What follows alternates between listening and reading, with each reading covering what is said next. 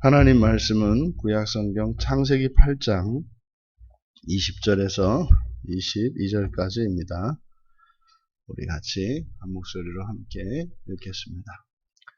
노아가 여호와께 제단을 쌓고 모든 정결한 짐승과 모든 정결한 새 중에서 제물을 취하여 번제로 제단에 드렸더니 여호와께서 그 향기를 받으시고 그 중심에 이르시되 내가 다시는 사람으로 말미암아 땅을 저주하지 아니하리니 이는 사람의 마음이 계획하는 바가 어려서부터 악함이라. 내가 전에 행한 것 같이 모든 생물을 다시 멸하지 아니하리니 땅이 있을 동안에는 심음과 거둠과 추위와 더위와 여름과 겨울과 낮과 밤이 쉬지 아니하리라. 아멘.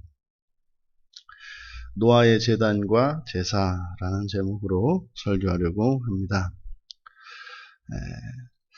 정말 하나님이 세상을 창조하셨고 그리고 하나님의 기대가 있으셨고 또 하나님께서 창조하시되 그래서 일방적으로 하나님께서 행하시는 것이 아니라 여러 계획을 준비해 놓으시고 사람에게 자유의지를 주셔서 선택할 수 있도록 하셨습니다.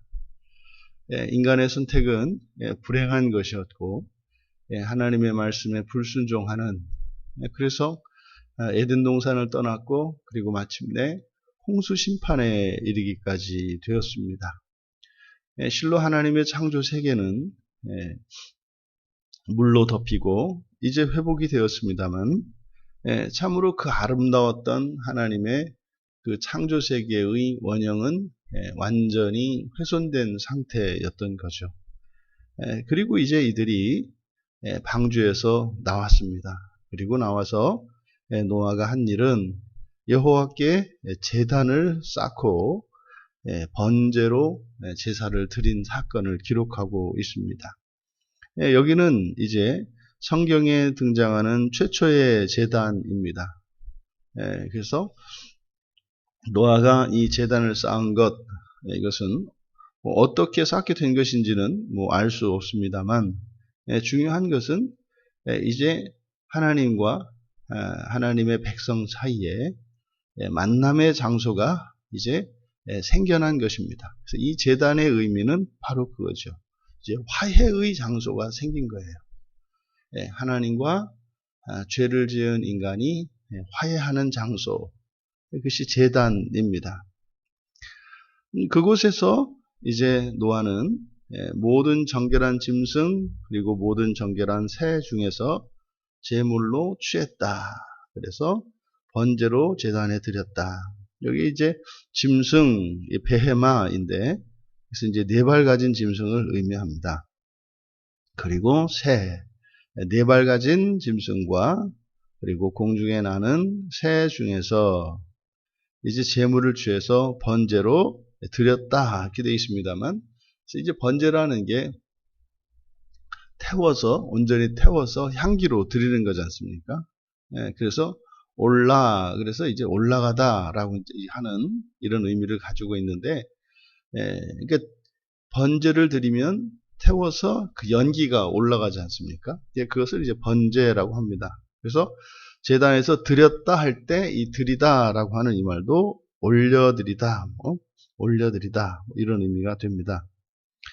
이제 여호와께서 그 제사를 받으셨습니다. 그래서 그 향기를 받으시고 이것은 정말 1년 열흘 동안 그 홍수 심판이 있고 거기에서 이제 방주에서 노아와 노아의 가족 그리고 방주 안에 탔던 모든 생명이 나오고 난 뒤에 제사를 드리고 하나님께서 받으셨다.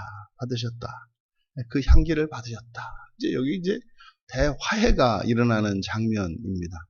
하나님과 사람 사이에 사람의 죄가 홍수로 씻겨졌고 그에 대해서 노아가 하나님께 제사를 드렸고 하나님이 그 향기를 받으셨다.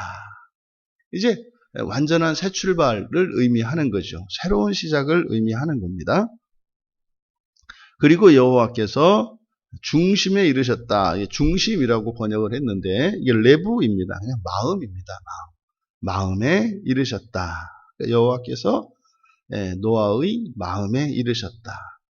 여기서 우리가 알 수 있는 것, 여호와께서는 사람의 마음을 통해 말씀하신다는 것을 알 수 있습니다. 그러니까 여호와의 음성을 듣는다는 것이 귀로 듣는 게 아니라 뭐다? 마음으로 듣는 것이다. 마음으로 듣는 것이다. 여호와께서 이제 노아에게 주신 말씀을 세 가지로 모세는 기록하고 있습니다. 첫 번째로 내가 다시는 사람으로 말미암아 땅을 저주하지 않겠다. 근데 여기서 이제 저주하지 않겠다가 아니라 이걸 직역하면 땅을 그러니까 저주를 더하지 않겠다. 왜냐하면 앞서서 에덴 동산에서 아담과 하와가 불순종했을 때 그로 말미암아 하나님께서 땅을 저주하신 것을 우리가 기억을 합니다. 그런데 지금 여기서는 아담과 하와의 죄로 인해서 땅에 저주를 내리셨는데 이제 이 세상의 죄로 인해서 또 다시 한번 저주를 더하지는 않겠다. 그러니까 이것은 아담에게 내렸던 아담 때 내렸던 그 땅에 내린 그 저주를 철회한다는 의미는 아닙니다. 그것은 아직 풀리지 않았습니다. 이 땅에 내린 저주가 풀리는 것은 이제 그리스도께서 오셨을 때 그 저주가 풀리는 시작이고 재림하셔서 재창조가 완성되었을 때, 그래서 이제 종말이죠. 이제 새 창조가 이루어지는 그 종말 직전에 이 땅의 모든 저주가 완전히 풀리는 겁니다. 그리고 나서 이 세계는 이제 사라질 것이고 새로운 새 창조 세계가 열릴 겁니다. 그러니 지금 여기서 땅을 저주하지 않겠다라고 말씀한 것은 저주하지 않겠다가 아니라 또 다른 저주를 더하지 않겠다라는 의미이고 아담 때 내려졌던 그 땅에 대한 저주가 철회된 것을 의미하는 거 아니다. 그리고 또한 심판이 중단된 것을 의미하는 것도 아닙니다. 다시는 심판하지 않겠다라는 의미가 아닙니다. 두 번째로 내가 전에 행한 것 같이 모든 생물을 다시 멸하지 않겠다. 이게 지금 홍수 심판을 이야기하는 거죠. 홍수 심판. 이렇게 다시 멸하지 않겠다고 하는 이유로 말씀하신 것이 사람의 마음이 계획하는 바가 어려서부터 악하기 때문이다. 이렇게 말씀해요. 그러니까 계획하는 바, 이것은 사고 구조입니다. 사고 구조. 그랬죠? 타락한 이후에 인간의 사고 구조는 사망을 향해서 멸망을 향해서 갑니다. 잘한다고 하는데 그 하는 짓이 꼭 죽지 못해서 안달인 것처럼 한다 이 말입니다. 이것이 죄된 인간의 한계입니다. 그러니까 우리가 이것을 인정해야 성경 말씀 앞에서 내 생각을 꺾는데 근데 성경을 가지고도 죽을 길을 찾아가요. 이것이 이제 악한 사고 구조 때문에 그렇습니다. 그러니까 이 타락한 인간이 어려서부터 이렇기 때문이다. 악한 사고 구조를 가지고 있기 때문이다. 그러니까 물에 빠진 사람을 구해주면 보따리 내놓으라고 하는 일이 꼭 일어납니다. 그 다음번엔 그래서요. 공교롭게 물에 또 빠졌는데 먼저 번에 그 사람을 만나는 겁니다. 그러니까요. 세상은요. 안 구해주는 거죠. 근데 교회에서는 뭐라 그래요? 또 구해주라고 하는 거죠. 또 구해주면 또 보따리 내놓으라고 하는 거죠. 이게 세상입니다. 그런데 지금 여기에 보면 이 홍수로 모든 생물을 멸하셨던 이 이유로 제시된 이것이 앞에서 홍수 심판을 홍수로 이제 세상을 심판하신 이유, 창세기 6장 5절에서 7절에 걸쳐서 기록되어 있는 것과는 상반되는 거예요. 왜요? 이 세상이 악이 창고라고 악으로 가득 차고 사람의 마음까지 이제 악으로 가득 차서 하나님이 심판하셨잖아요. 근데 지금 여기서는 그 인간의 마음에 그 계획하는 바가 어려서부터 악하기 때문에 앞으로는 심판하지 않겠다. 이게 이제 법원, 사법제도에서 채택하는 것이 이게 이제 일사부재리의 원칙 이런 겁니다. 일사부재리의 원칙. 그것으로 이미 사람의 마음에 악이 가득해서 이 세상과 마지막 하나님이 더 이상 참으실 수 없는, 그러니까 하나님의 심판이 내리는 자리가 어디라고 그랬어요? 사람의 마음까지 악으로 가득 차면 이제 하나님께서 심판을 하신다고요. 그런데 그것으로 심판을 이미 하셨지 않습니까? 그러니까 다시는 그것을 가지고, 이미 심판한 것이니까 그것을 가지고 다시는 심판하지 않으신다는 것을 알 수가 있어요. 그러니까 한번 하나님이 심판하신 그것에 대해서 다시 끄집어내서 그걸 심판하지 않는다. 그러니까 사법제도에서 그 일사부재리의 원칙이 하나님의 이 징계에서 나온 것임을 우리가 알 수 있습니다. 이제 그러면 예전에는 심판의 이유가 되었던 사람의 마음의 악함이 이제는 심판의 대상이 아니라 긍휼의 대상이 된 것을 나타내시는 거예요. 예전에는 그 마음의 악함 때문에 하나님께서 심판을 하셨습니다만 심판한 이후에 그러면 사람의 마음이 깨끗해졌느냐? 그건 아니거든요. 마음이 그렇게 되질 않거든요. 그래서 하나님이 이제 사람의 그 악한 마음을 긍휼히 여겨주시는 긍휼의 시대가 열린 것을 의미합니다. 그러니 이제 홍수 심판 이후에는 긍휼의 시대가 된 거죠. 무엇에 대해서? 사람의 마음에 대해서. 그리고 세 번째로 땅이 있을 동안에는 심음과 거둠과 추위와 더위와 여름과 겨울과 낮과 밤이 쉬지 아니할 것이다. 여기서 땅이 있을 동안에 라고 하는 것은 이것은 성경에 등장하는 최초의 종말에 대한 계시입니다. 그러니까 땅이 있을 동안이 있다는 거죠. 그러니까 이것을 바꿔 말하면 이것은 세상의 끝날까지입니다. 이 세상의 끝날까지. 그러니 이 창조 세계, 첫 창조된 이 창조 세계는 영원한 세계가 아니라 끝이 있다는 것을 말씀해요. 그래서 종말이 있다고 하는 사실을 여기에서 이미 가르쳐 주셨죠. 그러면 그 종말이 있기까지 심음과 거둠 그리고 낮과 밤 쉬지 않을 것이다. 그러니까 홍수 심판 이후에도 변함없는, 그러니까 하나님의 이 통치하시는 자연 섭리가 불변하는 자연 섭리가 있음을 우리가 알 수 있습니다. 그러니까 하나님이 징계를 하시고 심판하신다고 그래서 모든 것을 처리하시고 모든 것을 거두시는 것이 아니다. 여전히 하나님은 이 세상을 통치하시고 보존하신다는 사실을 우리가 알 수 있습니다. 사람이 범죄에서 이제 타락합니다. 그러면 하나님이 그런 사람을 버리시느냐? 버리지 않으십니다. 물론 징계하십니다만 버리지 않으시고 여전히 구원을 이루어 가시죠. 그러니까 이 재창조된 사람을 구원하시는 일은 중단이 없습니다. 어떤 방식으로든지 하나님의 구원은 계속 일어나고 있다는 사실입니다. 그러니까 버려질 수가 없어요. 하나님은 버리지 않으십니다. 이 홍수 기사를 통해서 또 이 제단을 쌓고 제사를 드리고 하나님께서 그 향기를 받으셔서 이제 창조주 하나님과 노아 사이에 일어난 이 화해는 모든 인류와 하나님 사이의 화해를 의미하고 또 여기에 여호와께서 노아에게 약속하셨던 이 세 가지의 말씀은 이 시대를 살고 있는 우리들에게도 유효한 말씀인 것을 우리가 알 수 있습니다. 여기서 우리가 알 수 있는 것은 심판도 구원의 과정인 것을 알 수가 있어요.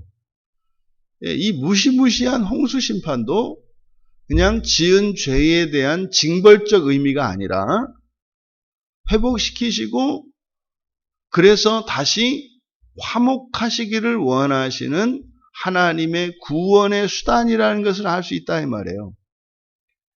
실제로 이런 사법제도에서 사람들의 범죄에 대해서 형벌을 가합니다. 그 형벌을 가하는 것은 그 사람이 그 이전에 지은 범죄 행위에 대한 이제 그 잘못 그리고 사회에 끼친 피해에 대해서 보상하는 의미가 있는 거죠. 그래서요, 벌을 받고 나면 더 이상은 그가 저지른 과거의 죄는 그 사람과는 상관이 없는 게 되는 겁니다. 그런데 이 세상에서는 그렇게 생각하지 않죠. 전과자라는 게 있습니다. 전과자. 저 사람은 한 번 죄를 지은 사람이다. 그럼 이 전과자라고 하는 낙인은 그 사람의 인생에 그 굴레가 되어서 전과자의 삶을 벗어나지 못하게 합니다. 그것은 사회에서만 그럴 뿐만 아니라 자기 자신도 자신에게 이 전과자의 낙인을 찍어서 똑같은 상황이 발생하면 똑같은 범죄를 저지를 수밖에 없는 사람이라는 것을 세뇌시킵니다. 나는 이런 사람이다. 나는 이런 사람이다. 고정시켜버리는 거죠. 사회에서도 사람을 고정시켜버립니다. 그러면 사회에서 그럴다 할지라도 나 자신이 그것을 받아들이지 않고 내가 내 자신을 고정시켜버리지 않으면 됩니다. 그래서 고정시켜버리지 않을 수 있는 이것이 자유죠. 이게 예수를 믿는 순간 이것이 주어집니다. 그래서 과거에 어떠한 범죄를 저지른 사람이라 할지라도 예수 그리스도를 믿고 십자가의 대속의 은혜를 입고 나면 이제 모든 형벌을 다 받은 것이고 하나님의 모든 심판이 다 임한 것이고 하나님께서 그것을 인하여 땅을 저주하지 않으시고 또 여전히 하나님께서 구원하시는 것처럼 우리들은 그러니까 예수를 믿은 사람들은 이제 완전한 순결한 신부로서 새롭게 시작을 하는 겁니다. 그러니까 사실 여기서 이제 문제는 뭐예요? 이런 마귀라는 놈과 내 마음의 죄입니다. 그럼 이 마귀와 내 마음 사이에서 악한 영들이 역사해서 내 안에 자유를 제거하고 다시 그런 악한 행위들을 반복하게 만드는 그런 생각들과 감정을 조작하죠. 이것이 이제 우리가 하는 영적인 싸움이고 마음의 싸움입니다. 근데 여러분이 꼭 기억하셔야 합니다. 심판도 구원의 과정이라는 거. 심판도 구원의 과정이라는 거. 그리고 한 번 심판하신 것에 대해서는 다시 기억하지 않으신다는 거. 다만 하나님이 기대하시는 바는 우리의 마음이 새로워지기를 바라십니다. 그 이미 예수 그리스도를 믿는 순간 우리들에게는 새 마음이 주어져요. 새 마음이 주었다는 것은 뭐 이렇게 우리 장기 이식을 하듯이 마음을 쑥 빼가지고 새로운 마음을 줬다. 뭐 이런 의미이기보다는 우리의 마음 가운데 우리가 가지고 있던 그 마음 가운데 일정 부분에 전혀 이전과 다른 새 마음을 가지게 되는 거죠. 같이 있습니다. 옛 마음과 새 마음이 요 안에 같이 있습니다. 그러면 옛사람의 옛 마음과 새사람의 새 마음이 이 안에서 끊임없이 싸움이 일어나는 거죠. 그래서 우리는 이 새 마음으로 확장시켜 나가야 하는 겁니다. 이때 우리가 속지 말아야 하는 것은 나는 옛사람은 죽고 새사람이 날로 새롭게 살아난다는 사실을 의식해야 하고 그것을 자각해야 합니다. 종종 사람들이 옛 모습으로 돌아갑니다. 이게 뭐예요? 가식이라 그랬죠. 이게 연기거든요. 나는 이런 상황에는 이렇게 해야 돼. 아니거든요, 이제는. 그럴 필요가 없거든요. 그렇게 하지 않아도 되거든요. 그런데 죄에 잡혀버리게 되면 그러면 그 순간 어떻게 되겠습니까?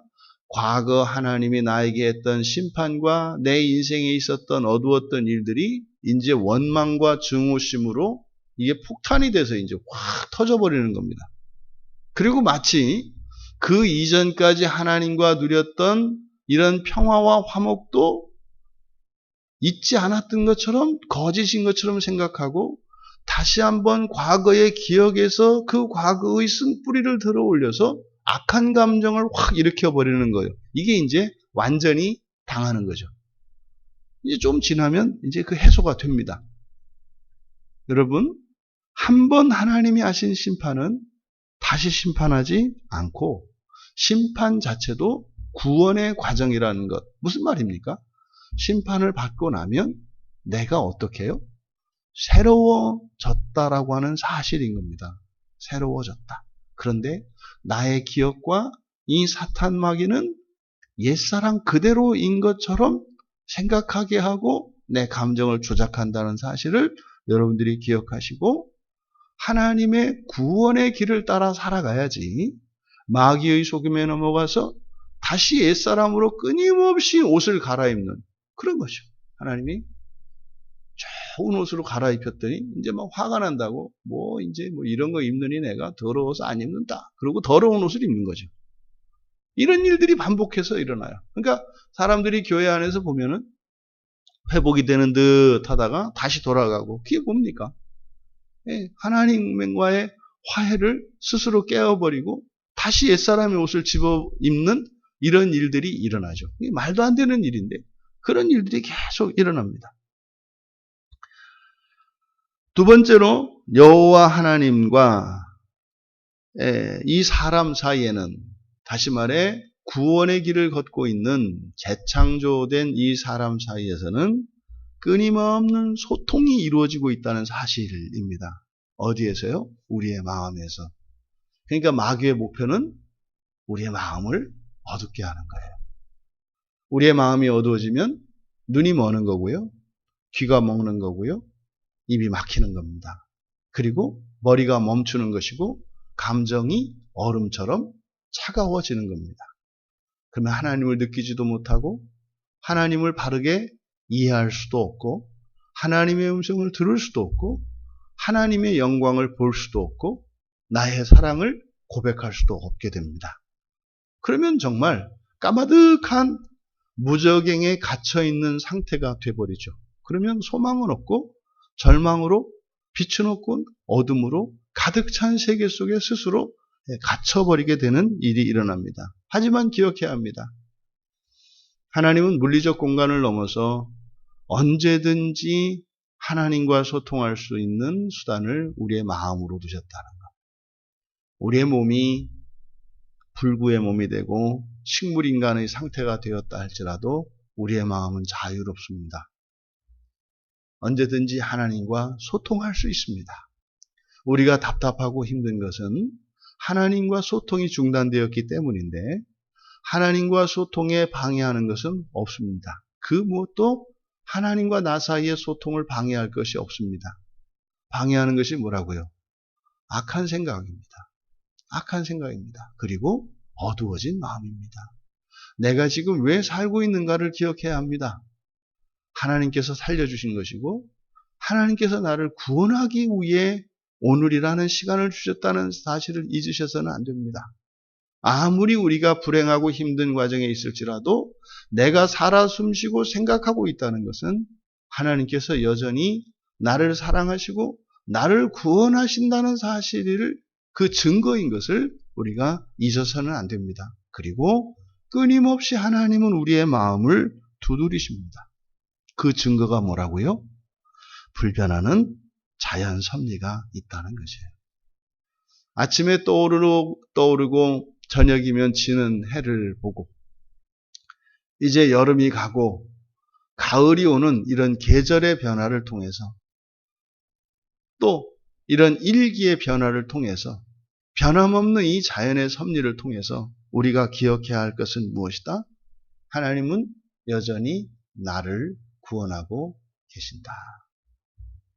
그리고 하나님은 변함없이 내 마음을 두드리신다. 왜 내가 하나님으로부터 냉담하게 되었는가? 내가 왜 하나님을 멀리하고 있는가? 그럴 이유가 하나도 없습니다. 그렇게 해서 나에게 어떤 유익이 있는가? 아무 유익도 없습니다. 다만 감정의 유희에 사로잡히고 이런 생각의 늪에 빠져버려서 실상이 아닌 허상 속에서 아무런 의미가 없는 무의미 속에서 의미를 찾으려고 허덕일 때 하나님 나라를 향하여 가는 우리의 거룩한 그 순례는 멈춰서고 이 세상의 덫에 걸려 그 자리에서 침몰할 뿐입니다. 이게 덫에 걸리는 거죠. 여러분, 하나님은 쉼없이 구원하십니다. 쉼없이, 변함없이. 그리고 우리가 살아가는 이유는, 우리가 살고 있는 이유는 그 하나님의 구원을 믿고 하나님의 신실하심과 나를 향한 변함없는 하나님의 사랑을 믿기 때문입니다. 오늘 하루 이제 노아가 방주에서 나와서 하나님께 제단을 쌓고 제사를 드리고 하나님이 그 향기를 받으셨던 것처럼 우리 인생에 마치 새로운 첫날과 같이 이 하루를 그리고 여러분들의 하루하루를 그렇게 살아가시기를 주님의 이름으로 축원합니다. 존귀하신 하나님, 노아의 제사를 기쁘시게 받으시고 이제 노아의 이 세상에 있던 모든 죄를 다시 기억하지 아니하시고 노아를 통해 다시 한번 이 세상의 구원을 시작하시는 하나님을 찬양합니다. 매일매일의 아침이 방주에서 나오는 그 날이 되게 하여 주셔서 하나님과 평화를 이루며 하나님을 전적으로 신뢰하며 죄의 기억이 아니라 하나님의 구원을 기억하며 신뢰하며 소망의 삶을 살아갈 수 있는 저희들 모두가 되게 하옵소서. 감사하며 예수님의 이름으로 기도하옵나이다.